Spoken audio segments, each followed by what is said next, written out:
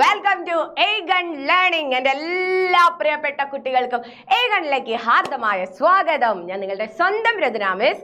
അപ്പം ചാനൽ ആദ്യമായിട്ടാണ് കാണുന്നതെങ്കിൽ ലൈക്ക് ചെയ്യാനും ഷെയർ ചെയ്യാനും മറന്നു പോകരുത്. അല്ലെ, നിങ്ങൾ അതുപോലെ തന്നെ വീഡിയോ ലൈക്ക് ചെയ്യാനും അല്ലെ നിങ്ങൾക്ക് സ്റ്റാറ്റസ് വെക്കാനും ഒന്നും മറന്നു പോകരുത്. നിങ്ങൾക്ക് യൂസ്ഫുൾ ആണെങ്കിൽ എന്തായാലും മാക്സിമം എല്ലാവരിലേക്ക് നിങ്ങൾ എത്തിക്കാൻ ശ്രമിക്കണം. അപ്പൊ തമിഴിൽ കണ്ടതുപോലെ തന്നെ നിങ്ങൾ എല്ലാവരും ആവശ്യപ്പെട്ട അല്ലെ ധർമ്മിഷ്ഠനായ രാധേയൻ എന്ന പാഠഭാഗത്തെ കുറിച്ചാണ് മിസ് ഇവിടെ പറയുന്നത്. അപ്പം എന്ത് ചെയ്യണം, ഇതിന്റെ കൂടുതൽ ഡീറ്റെയിൽഡ് ആയിട്ടുള്ള വീഡിയോ നമ്മൾ ലൈവിലൊക്കെ പറയുന്നതായിരിക്കും. ഓക്കെ, അപ്പൊ നമുക്ക് നോക്കാം എന്താണ്, ആരാണ് അല്ലെ ഈ കർണൻ. അല്ലെ, ഇവിടെ നമുക്കറിയാം ഏത് നോവലിൽ നിന്ന്, ഏത് കൃതിയിൽ നിന്ന് എടുത്തിട്ടുള്ളതാണ് ഈ ഒരു പാഠം. PK ബാലകൃഷ്ണന്റെ ഇനി ഞാൻ ഉറങ്ങട്ടെ എന്ന് പറയുന്ന കൃതി ആരെ കുറിച്ച് എഴുതിയിട്ടുള്ളതാണ്?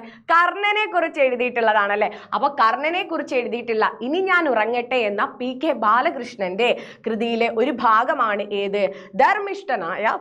ധർമ്മിഷ്ഠനായ രാധേയൻ. ഇവിടെ എന്താണെടാ പറയുന്നത്? നമുക്കറിയാം അല്ലെ, നമുക്ക് മഹാഭാരത യുദ്ധം നടക്കുന്നത് അല്ലെ, കുരുക്ഷേത്ര യുദ്ധത്തിൽ 2 പേരായിരുന്നു ഉണ്ടായിരുന്നത്. ആരൊക്കെയാണടാ? ഒന്ന് പാണ്ഡവരും അതുപോലെ തന്നെ രണ്ടാമത്തത് കൗരവരും അല്ലെ. അതുപോലെ തന്നെ പാണ്ഡവരിൽ എത്ര പേരാ? 5 പേര്. ഇവിടെ 101 പേരുണ്ടായിരുന്നു. ഒരാൾ ആരാണ്? ദുശ്ശളയാണ് അല്ലെ, ദുശ്ശളയാണ് ഒരാള്. അപ്പൊ ഇവിടെ ആരൊക്കെയുണ്ട്? ഇവിടെ നമ്മുടെ യുധിഷ്ഠിരനുണ്ട് അല്ലെ, അതുപോലെ തന്നെ ആരുണ്ട്? അർജുനൻ, ഭീമൻ അല്ലെ, പിന്നെ അതുപോലെ തന്നെ നകുല സഹദേവന്മാരുണ്ട്. പാണ്ഡവരുടെ ഭാര്യയുടെ പേരെന്താണ്? കുന്തി അല്ലെ. 2 ഭാര്യമാരുണ്ടായിരുന്നു. ഒന്ന് കുന്തി ദേവിയും ഉണ്ടായിരുന്നു, പിന്നെ മാദ്രിയും ഉണ്ടായിരുന്നു. അതില് കുന്തി ദേവിക്ക് എങ്ങനെയാണ്, വിവാഹം കഴിക്കുന്നതിന് മുമ്പ് ചില വരദാനങ്ങൾ കിട്ടിയിരുന്നു. അതിലൊന്നായിരുന്നു അല്ലെ, ഒരു വരം ലഭിച്ചിരുന്നു. എന്തായിരുന്നു വരം? താൻ ആരെയാണോ മനസ്സിൽ വിചാരിക്കുന്നത് അവരിൽ തനിക്ക് കുഞ്ഞുങ്ങൾ ഉണ്ടാകുമെന്ന് കുന്തി ദേവിക്ക് ഒരു വരം കിട്ടിയിരുന്നു. ഇങ്ങനെ ഒരു വരം കിട്ടുന്ന സമയത്ത് അല്ലെ, ഏതൊരാളും എന്താണ് അതൊന്ന് പരീക്ഷിച്ച് നോക്കില്ലേ, ഇത് സത്യമാണോ അല്ലെ, അങ്ങനെയൊക്കെ ഉണ്ടാവുമോ എന്നൊക്കെ വിചാരിച്ചു നോക്കില്ലേ. അങ്ങനെ കുന്തി ദേവിയും എന്താണ്, സൂര്യഭഗവാനോട് പ്രാർത്ഥിക്കുകയാണ് അല്ലെ. സൂര്യഭഗവാനെ മനസ്സിൽ വിചാരിക്കുന്ന സമയത്ത് അവൾക്ക് വയറ്റിൽ കുട്ടി ഉണ്ടാകുന്നു. ആ കുട്ടിയാണ് ആര്? നമ്മുടെ കർണൻ അല്ലെ. കർണൻ. പക്ഷെ എന്താ, വിവാഹം കഴിക്കുന്നതിന് മുന്നേ എന്താണ്, ഒരു സ്വയംവരം കഴിക്കുന്നതിന് മുന്നേ തന്നെ എന്താണ്, ഒരു കുഞ്ഞുണ്ടാവുക എന്ന് പറയുന്നത് ആ രാജ്യത്തിന് തന്നെ, രാജാവിന് തന്നെ അപകീർത്തിയാണ്. അതുകൊണ്ട് തന്നെ എന്താണ്, രാത്രിക്ക് രാത്രി ആ കുഞ്ഞിനെ അവൾ എന്ത് ചെയ്യുന്നു, കൊട്ടയിലാക്കി പുഴയിലൂടെ ഒഴുക്കി വിടുന്നു. അത് കിട്ടുന്നത് ഒരു കുതിരക്കാരനാണ് അല്ലെ. അപ്പം അങ്ങനെ ആ കുതിരക്കാരൻ നമ്മുടെ എവിടെയാണ് വളരുന്നത്? കൗരവരുടെ മൂത്ത പുത്രനായിട്ടുള്ള ദുര്യോധനന്റെ അടുക്കലാണ് ആ കുഞ്ഞ് നമ്മുടെ കർണൻ വളരുന്നത്. കർണന് എന്താണ്, ഒരു ജീവിതം ഒക്കെ നൽകുന്നത് ആരാണ്? ദുര്യോധനനാണ്. അങ്ങനെ നമ്മുടെ കുരുക്ഷേത്ര യുദ്ധം നടക്കുകയാണ് അല്ലെ. സഹോദരങ്ങളായിട്ടുള്ള പാണ്ഡവരും കൗരവരും തമ്മിൽ എന്താണ്, യുദ്ധം നടക്കുന്നു. ഈ യുദ്ധം അവസാനിക്കാൻ അല്ലെങ്കിൽ യുദ്ധം ഇല്ലാതാക്കാൻ വേണ്ടിയിട്ട് ശ്രീകൃഷ്ണൻ അല്ലെ, ഇവർക്ക് രണ്ടിലും മധ്യത്തിലുള്ള കർണനെ വിളിച്ചിട്ട് പറയാണ്, നീ എന്താണ്, നിന്റെ അമ്മ എന്ന് പറയുന്നത് അല്ലെ അവരല്ല അല്ലെ, നിന്റെ അമ്മ എന്ന് പറയുന്നത് കുന്തി ദേവിയാണ് എന്ന് പറഞ്ഞ് മനസ്സിലാക്കി നീ എന്ത് ചെയ്യണം, പാണ്ഡവ പക്ഷത്ത് ചേരണം, നീ അവരിലെ മൂത്ത പുത്രനാണ് അല്ലെ, നീ ഇവിടെയാണ് അല്ലെ ചേരേണ്ടത് എന്നൊക്കെ പറയുകയാണ്. ഈ സമയത്ത് കർണൻ പറയാണ്, ഞാൻ ഒരിക്കലും അതിന് തയ്യാറാവില്ല, എന്നെ അർത്ഥം കൊണ്ട്, എന്നെ സമ്പത്ത് കൊണ്ട്, ധനം കൊണ്ട് എന്താണ് എന്നെ വിലയ്ക്ക് വാങ്ങാൻ പറ്റില്ല എന്നും ഞാൻ അതിന് കീഴടങ്ങുന്നവനല്ല എന്നും എനിക്ക് എന്താണ് ഒരു ധർമ്മമുണ്ട്, ഞാൻ ഒന്നുമല്ലാതിരുന്ന സമയത്ത് എന്നെ സഹായിച്ചത് ദുര്യോധനനാണ് എന്നും അദ്ദേഹത്തോട് എനിക്ക് എന്താണ് ഒരു കർമ്മം ചെയ്യാനുണ്ട്. അതുപോലെ തന്നെ ക്ഷത്രിയ ധർമ്മം എന്ന് പറയുന്നത് അല്ലെ ധർമ്മ യുദ്ധം ചെയ്ത് പോരാടുക എന്നുള്ളതാണ്. വിജയിക്കുകയോ തോൽക്കുകയോ ഇതൊന്നും ഞങ്ങളുടെ എന്താണ് കണ്ണിലില്ല, മറിച്ച് എന്താണ് ധർമ്മയുദ്ധം ചെയ്യുക എന്നുള്ളതാണ് ഒരു ക്ഷത്രിയന്റെ ധർമ്മം എന്ന് പറയുന്നത് എന്ന് കർണൻ തിരിച്ച് ശ്രീകൃഷ്ണനോട് പറയുകയും അത് നിരസിക്കുകയും ചെയ്യുന്നതാണ് നമ്മുടെ ഏത് പാഠം? ധർമ്മിഷ്ഠനായ രാധേയൻ. ഇനി നോക്കാം, നിങ്ങൾക്കൊരു ഇൻട്രൊഡക്ഷൻ വേണ്ടേ? കുന്തി തനിക്ക് പിറന്ന സൂര്യപുത്രനായ കർണനെ ജനിച്ച ഉടനെ പെട്ടിയിലാക്കി അല്ലെ നദിയിൽ ഉപേക്ഷിക്കുന്നു. നദിയിൽ നിന്ന് കിട്ടിയ ആ കുഞ്ഞിനെ സുധനായ കുതിരക്കാരനായിട്ടുള്ള ആർക്കാ കിട്ടുന്നത്? അതിരഥനും ഭാര്യയായ രാധയുമാണ് വളർത്തുന്നത്. ജന്മനാ കവചകുണ്ടലധാരിയും സമർത്ഥനും ധീരനുമായ കർണൻ ദുര്യോധന പക്ഷത്താണ് നിലയുറപ്പിച്ചത്. മഹാഭാരത യുദ്ധം തുടങ്ങുന്നതിന് മുൻപ് ശ്രീകൃഷ്ണൻ കർണനോട് തന്റെ യഥാർത്ഥ മാതാപിതാക്കൾ ആരാണെന്ന രഹസ്യം വെളിപ്പെടുത്തുകയാണ്. അങ്ങനെ യുദ്ധം ഒഴിവാക്കാനായി അദ്ദേഹത്തെ പാണ്ഡവ പക്ഷത്തേക്ക് ക്ഷണിക്കുന്നതാണ് പാഠസന്ദർഭം. പോവോടാ നമ്മുടെ കർണൻ, പോവോ? നോക്കാം നമുക്ക്. യെസ്, അപമാന ബോധത്താൽ മരിച്ച തനിക്ക് പുനർജന്മം നൽകിയത് സുയോധനനാണ്. സുയോധനൻ എന്ന് പറയുന്നത് ആരെയാണ്? ദുര്യോധനനാണ്. കൗരവപക്ഷത്തെ മൂത്തപുത്രനായിട്ടുള്ള ദുര്യോധനനെ ആണ്. രംഗവേദിയിൽ നിന്നും ജീവിതവേദിയിൽ നിന്നും തന്നെ നിഷ്ക്രമിക്കാൻ തുടങ്ങിയ തന്നെ സുയോധനനാണ് അംഗരാജാവായിട്ട് എനിക്കൊരു പദവി തന്ന് അംഗരാജാവാക്കിയത് സുയോധനനാണ്, ദുര്യോധനനാണ് എന്ന് കർണൻ ആരോട് പറയുന്നു? ശ്രീകൃഷ്ണനോട് പറയുന്നു. ആ രാജ്യദാനത്തിലൂടെ സുയോധനൻ എന്താണ്? തനിക്ക് ആത്മാഭിമാനവും ആത്മവിശ്വാസവും ജീവിതവും തന്നെയാണ് തിരിച്ചു നൽകിയത്. ആ അദ്ദേഹത്തെ ഞാൻ എങ്ങനെയാണ് ഉപേക്ഷിക്കുക? അങ്ങനെ കർണൻ ശ്രീകൃഷ്ണനോട് പറയുന്നു. തന്നെ വിശ്വസിച്ച് യുദ്ധത്തിനിറങ്ങുന്ന ദുര്യോധനനെ നടുക്കടലിൽ വെച്ച് വലിച്ചെറിഞ്ഞ് നേടുന്ന ചെങ്കോൽ തനിക്ക് വേണ്ടെന്ന് കർണൻ തീർത്തു പറയുന്നു. ഞാൻ അങ്ങനെ ചെയ്താൽ നീചമായ കൃതജ്ഞത പോലും എന്നെ കണ്ടാൽ ലജ്ജിച്ച് തല താഴ്ത്തും എന്നാണ് കർണന്റെ പ്രതികരണം. അർത്ഥത്തെ വില വെക്കുന്നവനല്ല, അർത്ഥത്താൽ വിലയ്ക്ക് വാങ്ങാവുന്നവനുമല്ല ആര്? നമ്മുടെ സൂതപുത്രനായിട്ടുള്ള ആര്? ഈ കർണൻ എന്ന് പറയുന്നു. അതെന്നെ നിങ്ങൾ മനസ്സിലാക്കി വെക്കണം കേട്ടോ. ഈ ഒരു വാചകം നിങ്ങളെ മനസ്സിലുണ്ടായിരിക്കണം. നമുക്കറിയാം, പണത്തിന് കീഴടങ്ങുന്നവനോ പണത്താൽ എന്താണ് വിലയ്ക്ക് വാങ്ങാവുന്നവനോ അല്ല ആര്? നമ്മുടെ കർണൻ എന്ന് കർണൻ ശ്രീകൃഷ്ണന്റെ അടുത്ത് പറയുന്നതാണ് പാഠഭാഗം. ക്ലിയർ അല്ലേടാ? ഇനി കൃഷ്ണന്റെ വാദങ്ങൾ അവഗണിക്കാൻ കർണൻ നിരത്തുന്ന ന്യായങ്ങൾ എന്തൊക്കെയാണ്? എന്തുകൊണ്ടാണ് നിങ്ങൾ പാണ്ഡവ പക്ഷത്തേക്ക് വരൂ എന്ന് ശ്രീകൃഷ്ണൻ പറയുന്ന സമയത്ത് അത് നിരസിക്കുന്നത് എന്തൊക്കെ പറഞ്ഞിട്ടാണ്? അതെ, നീതിമാനും യുദ്ധതന്ത്രജ്ഞനുമായ കർണൻ മഹാഭാരത യുദ്ധത്തിൽ കൗരവ പക്ഷത്താണ് നിലയുറപ്പിച്ചത്. യുദ്ധത്തിന് മുൻപൊരു വൈകുന്നേരം ശ്രീകൃഷ്ണൻ കർണന്റെ അരികിൽ വന്ന് അവന്റെ ജന്മരഹസ്യം വെളിപ്പെടുത്തുന്നു. ഹസ്തിനപുരിയുടെ സിംഹാസനമാണ് ശ്രീകൃഷ്ണൻ കുന്തിപുത്രന് വാഗ്ദാനം ചെയ്തത്. എന്നാൽ കർണനെ പ്രകീർത്തിച്ചു തന്നെ രാധേയൻ ആ ദാനം നിഷേധിക്കുന്നു. രാധേയൻ എന്ന് പറയുന്നത് നമ്മുടെ കർണനെയാണ്. രാധയുടെ പുത്രനെയാണ് രാധേയൻ എന്ന് പറയുന്നത്. രാധാപുത്രൻ എന്ന് പറയുന്നത് കർണനാണ്. മിസ് നേരത്തെ പറഞ്ഞില്ലേ, അതിരഥന്റെയും രാധയുടെയും മകനായിട്ടാണ് വളർന്നത്. രാധേയൻ എന്ന് പറയുന്നത് കർണനെയാണ്. കർണൻ അത് പാടെ തന്നെ ആ ഒരു രാജസിംഹാസനം എനിക്ക് വേണ്ട എന്ന് പറഞ്ഞ് നിഷേധിക്കുന്നു. എന്നാൽ ശ്രീകൃഷ്ണനെ പ്രകീർത്തിച്ചു തന്നെ അതായത് ശ്രീകൃഷ്ണനെ അപമാനിച്ചല്ല, പ്രകീർത്തിച്ചു തന്നെയാണ് പറയുന്നത് അതെനിക്ക് വേണ്ട. യുക്തിഭദ്രമായാണ് കർണൻ തന്റെ വാദമുഖങ്ങൾ അവതരിപ്പിക്കുന്നത്. നന്ദിയും കടപ്പാടും ജീവനോളം എന്നതാണ് കർണന്റെ നിലപാട്. എനിക്കൊരു ആത്മാഭിമാനം, എനിക്കൊരു ജീവിതം തന്നത് സുയോധനനായിട്ടുള്ള ദുര്യോധനനാണ്. അതുകൊണ്ട് അദ്ദേഹത്തെ എനിക്ക് നടുക്കടലിൽ വെച്ച് ഉപേക്ഷിക്കാൻ പറ്റില്ല എന്നൊക്കെ പറയുന്ന ആ തുടക്കത്തിൽ മിസ് പറഞ്ഞു തന്നിട്ടുള്ള കാര്യങ്ങളൊക്കെ നിങ്ങൾ നോട്ട് ചെയ്ത് പഠിച്ചോളണം. പിന്നെ എന്താണ്? ആയുധ വിദ്യാ പ്രയോഗ ദിവസം കർണന്റെ വംശകുല പാരമ്പര്യങ്ങളെ ചോദ്യം ചെയ്ത കൃപർ പരിഹസിച്ചപ്പോൾ അന്ന് ആയുധ വിദ്യക്ക് ഇറങ്ങിയ സമയത്ത് കർണനും ഇറങ്ങിയിരുന്നു. അന്ന് കൃപർ എന്താണ്? നമ്മുടെ പാണ്ഡവ പക്ഷത്തുള്ള കൃപർ എന്ത് ചെയ്തു? അന്ന് അപമാനിച്ചു. നീ ഏത് വംശത്തിലാണ്? നിനക്ക് എന്ത് ക്ഷത്രിയ യോഗ്യതയാണ്? ഒരു കുതിരക്കാരനാണോ ഇങ്ങനെ ആയോധന വിദ്യയൊക്കെ ചെയ്യുന്നത്?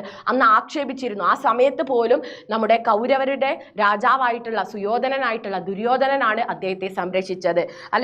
അപ്പോൾ പോലും എന്താണ്? തല കുനിച്ച് താണുപോയിരുന്നു. എന്നിട്ട് നമ്മുടെ സുയോധനനാണ് എന്ത് അംഗരാജാവാക്കിയിട്ട് അംഗീകരിക്കുന്നത്.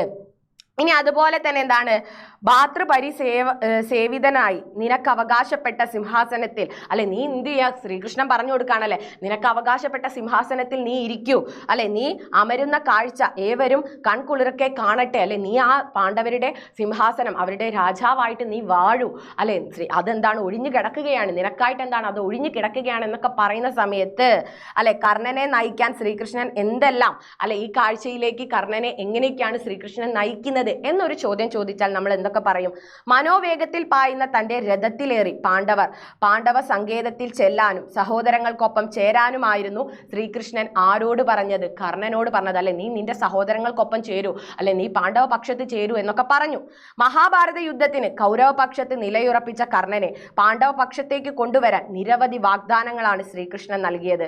കുന്തിപുത്രനാണ് കർണൻ എന്ന സത്യം ലോകം മുഴുവൻ അറിയും എന്നതായിരുന്നു അതിൽ ആദ്യത്തേത്. നീ എന്താണ്? നീ ഒരു താഴ്ന്ന ജാതിയല്ല, നീ കുന്തിയുടെ പുത്രനാണെന്ന് ഈ ലോകം അറിയും. ആദ്യത്തെ വാഗ്ദാനം. പിന്നെന്ത് പറഞ്ഞു?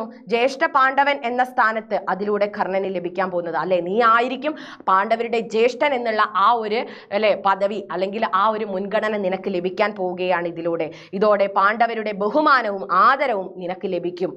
താനും സർവ്വജനങ്ങളും കർണന് പിന്നിൽ അണിനിരക്കും. നിനക്ക് പിന്നിലായിരിക്കും ഞാനൊക്കെ എന്താണ് അണിനിരക്കാൻ പോകുന്നത്. നീ അവിടേക്ക് എന്താണ് വന്നു ചേരൂ എന്ന് പറയാണ്.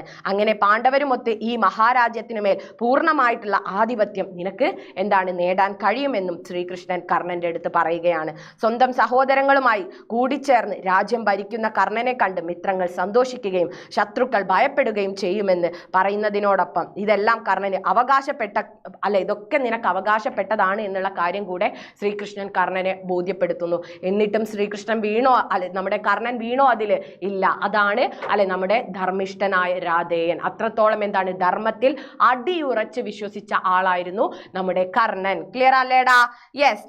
ഇനി അഭിമന്യുവും പാഞ്ചാലിയുടെയും 5 മക്കളും നിന്നെ വണങ്ങും. ആ അഭിമന്യു എന്ന് വെച്ചാൽ അർജുനന്റെ പുത്രനാണ്. അപ്പൊ അവനും അവരെ 5 സഹോദരങ്ങളും അവരുടെ മക്കളൊക്കെ എന്താണ്? നിന്നെ വണങ്ങും. അതുപോലെ തന്നെ ഹസ്തിനപുരയുടെ മഹാരാജാവായി വാഴിക്കുമെന്നുകൂടെ നമ്മുടെ ശ്രീകൃഷ്ണൻ പറയാണ്. തുടർന്ന് പാണ്ഡവ കുല ഗുരുവായിട്ടുള്ള ദൗമ്യന്റെയും അതുപോലെ തന്നെ വേദജ്ഞരായ ദ്വിജന്മാരുടെയും അതുപോലെ തന്നെ കാർമ്മികത്വത്തിൽ കർണനെ മഹാരാജാവായിട്ട് വാഴിക്കും എന്ന ചടങ്ങിന്റെ വർണ്ണനയും നമ്മുടെ ഈ ഒരു ഭാവനയിൽ നമുക്ക് കൃഷ്ണന്റെ ഭാവനയിൽ എന്താണ് നമുക്ക് വ്യക്തമാകും. അതുപോലെ തന്നെ പട്ടമഹർഷിയായ ദ്രൗപദിയുമൊത്ത് സിംഹാസനത്തിൽ ഇരിക്കുന്നതും യുധിഷ്ഠിരൻ കർണനു വേണ്ടി വെൺചാമരമുയർത്തി നിൽക്കുന്നതും ഭീമസേനൻ വെൺകൊറ്റക്കുടകൾ പിടിക്കുന്നതും അർജുനൻ കർണരഥത്തിന്റെ തേരാളിയാകുന്നതും അഭിമന്യു പാദപൂജ ചെയ്യുന്നതും നകുല സഹദേവന്മാർ ദ്രൗപദി പുത്രന്മാരും കർണന്റെ ആജ്ഞകൾ കാത്തും. ഇതൊക്കെ എന്താണ്? നിനക്ക് ഇനി വരാൻ പോകുന്നത് വലിയ വലിയ സൗഭാഗ്യങ്ങളാണ്. അവരൊക്കെ നിന്റെ എന്താണ്? നീ പറയുന്ന ചൊൽപ്പടിക്ക് നിൽക്കും എന്ന് ശ്രീകൃഷ്ണൻ കർണന് പറഞ്ഞു ബോധ്യപ്പെടുത്തി കൊടുക്കുകയാണ്. പക്ഷെ അതിലൊന്നും ആര് വീണില്ല? നമ്മുടെ കർണൻ വീണില്ല. ശ്രീകൃഷ്ണന്റെ നിർദ്ദേശങ്ങൾക്ക് മുൻപിൽ കർണൻ സ്വീകരിച്ച നിലപാടിനോട് നിങ്ങൾ യോജിക്കുന്നുണ്ടോ? അവൻ അതൊന്നും വേണ്ട എന്ന് പറഞ്ഞ് നിരസിച്ചതിൽ നിങ്ങൾ യോജിക്കുന്നുണ്ടോ എന്ന് ചോദ്യം വന്നു കഴിഞ്ഞാൽ നമ്മൾ എന്ത് പറയുന്നടാ?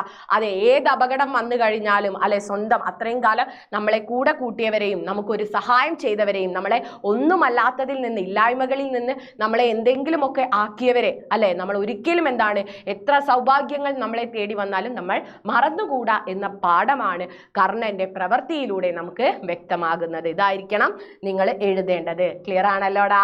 വ്യക്തമല്ലേ? ഇപ്പൊ പാഠം ഏകദേശം ക്ലിയർ ആയല്ലോ. ഇനി ചിലപ്പോൾ നമ്മളോട് കർണന്റെ സ്വഭാവ സവിശേഷതകൾ ഉൾക്കൊണ്ട് കഥാപാത്ര നിരൂപണം തയ്യാറാക്കാൻ പറയും.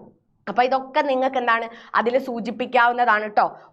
ഒന്നുകൂടെ നമുക്കൊന്ന് നോക്കാം. സ്വന്തം ജീവൻ അപകടത്തിലാകും എന്നറിഞ്ഞിട്ടും ജന്മനാ ലഭിച്ച കവചകുണ്ടലങ്ങൾ പോലും നമുക്കറിയാം ബ്രാഹ്മണ വേഷത്തിൽ പാണ്ഡവര് വന്ന സമയത്ത് അവർക്ക് ദാനം ചെയ്ത മഹാനാണ് ആര്? നമ്മുടെ കർണൻ. അതുപോലെ തന്നെ മഹാഭാരതത്തിൽ ഏറ്റവും തല ഉയർത്തി നിൽക്കുന്ന കഥാപാത്രങ്ങളിൽ ഒരാളാണ് കർണൻ. കുന്തി പുത്രനാണെങ്കിലും സൂതപുത്രനായിട്ട് ഒരു കുതിരക്കാരന്റെ മകനായിട്ടാണ് കർണൻ വളരുന്നത്. നീതിമാനും യുദ്ധതന്ത്രജ്ഞനും കർണൻ മഹാഭാരത യുദ്ധത്തിൽ കൗരവ പക്ഷത്താണ് നിലയുറപ്പിക്കുന്നത്. യുദ്ധത്തിന് മുൻപ് ഒരു ദിനം ശ്രീകൃഷ്ണൻ വന്ന് കർണനോട് അവന്റെ ജന്മരഹസ്യം വെളിപ്പെടുത്തുന്നു. പാണ്ഡവ പക്ഷത്തേക്ക് വരികയാണെങ്കിൽ ഹസ്തിനപുരിയുടെ സിംഹാസനമാണ് വാസുദേവൻ കുന്തിപുത്രന് വാഗ്ദാനം ചെയ്തത്. എന്നാൽ വാസുദേവന്റെ മഹത്വം പ്രകീർത്തിച്ചു തന്നെ രാധേയൻ ആ ദാനം നിഷേധിക്കുന്നു. ദുര്യോധനനെ നടുക്കടലിൽ വലിച്ചെറിഞ്ഞ് നേടുന്ന ചെങ്കോൽ തനിക്ക് വേണ്ടെന്ന് കർണൻ തീർത്തു പറയുന്നു. ആത്മാർത്ഥത, വിശ്വാസ്യത, അതുപോലെ തന്നെ ത്യാഗ മനോഭാവം എന്നിങ്ങനെയുള്ള ആദർശങ്ങളുടെ കേന്ദ്രമാണ് നമ്മുടെ കർണൻ. നിസ്വാർത്ഥനായ കർണൻ പ്രാണനേക്കാൾ വില കൽപ്പിക്കുന്നത് അഭിമാനത്തിനാണ്. ഹസ്തിനപുരയിലെ അഭ്യാസ പ്രകടന ദിനത്തിൽ കൃപാചാര്യർ കുലം അന്വേഷിച്ചപ്പോൾ കർണൻ തല താഴ്ത്തി നിന്നു പോകുന്നു. ഇത്രയും നമുക്ക് എന്ത് ചെയ്യാം? കർണന്റെ അതുപോലെ തന്നെ ഉദാഹരണങ്ങളൊക്കെ നിങ്ങൾക്ക് പറയാവുന്നതാണ്. കർണനെ പോലുള്ള ഒരു വ്യക്തിയെ നമുക്ക് എന്താണ് കാണുക എന്നുള്ളത് വളരെയധികം ദുസ്സഹമായിട്ടുള്ള ഒരു കാര്യമാണ് എന്നൊക്കെ പറഞ്ഞു വേണം നിങ്ങൾ എഴുതാൻ. ഇപ്പൊ ഏകദേശം എന്താണ് ധർമ്മിഷ്ഠനായ രാധേയൻ? ആരാണ് രാധേയൻ? കർണനാണ് രാധേയൻ. കർണന്റെ മഹത്വം വെളിവാകുന്ന ഒരു പാഠമാണ് ഇത് എന്നും ഒക്കെ നിങ്ങൾക്ക് മനസ്സിലായല്ലോ. കർണൻ ആരുടെ പുത്രനാണ് എന്നും ആരുടെ കയ്യിലാണ് അവൻ വളർന്നത് എന്നും അതുപോലെ തന്നെ ആരുടെ പക്കലാണ് അവൻ ജീവിതം എന്താണ് പച്ച പിടിപ്പിച്ചത് എന്നും അതൊക്കെ കാര്യങ്ങൾ നിങ്ങൾക്ക് മനസ്സിലായിട്ടുണ്ടാകുമെന്ന് വിചാരിക്കുന്നു. ശ്രീകൃഷ്ണൻ എന്തൊക്കെ പറഞ്ഞിട്ടാണ് കർണനെ വശീകരിക്കാൻ നോക്കുന്നതും ഇതൊക്കെ നിങ്ങൾക്ക് ക്ലിയർ ആയിട്ടുണ്ടാകുമെന്ന് വിചാരിക്കുന്നു. അപ്പൊ നമുക്ക് എന്ത് ചെയ്യണടാ? നമ്മുടെ ലൈവിൽ നമുക്ക് കാണണം. ലൈവിൽ നിങ്ങൾ എല്ലാവരും വരണം. അപ്പൊ മാക്സിമം എല്ലാവരിലേക്കും ഈ ഒരു വീഡിയോ ഷെയർ ചെയ്യണം, ചാനൽ സബ്സ്ക്രൈബ് ചെയ്യണം. അപ്പൊ നിങ്ങൾ എന്ത് ചെയ്യണടാ? നമുക്ക് അടിച്ചു പൊളിച്ചു 9ാം ക്ലാസ്സിൽ പഠിക്കാനുള്ളതാണ്. നിങ്ങൾ എല്ലാവരും വായോ. അപ്പം മിസ് വൈൻഡപ്പ് ചെയ്യാണ്. നമുക്ക് നെക്സ്റ്റ് ഒരു വീഡിയോയിൽ കാണാം. Bye bye dears.